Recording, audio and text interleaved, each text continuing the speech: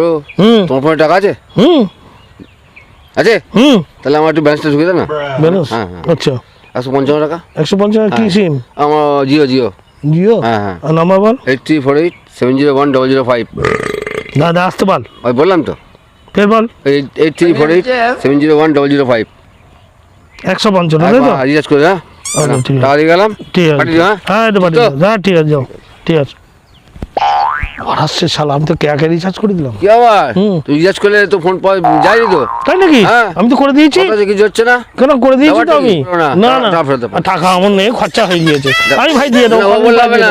দেবো। আমি কদিন পরে দিয়ে দেবো। বললাম না, টাকা চাই আমার। আচ্ছা দেবো, কদিন পরে দেবো। উল্টো পাল্টা কমে না বললাম। আচ্ছা ঠিক আছে যা, আমি কদিন পরে দাও। দিচ্ছি। হ্যাঁ দেবো, ঠিক তো? ভুল হয়ে গেছে। তারপরে টাকা দেবো কি না দেবো শালা সে আমার ব্যাপার।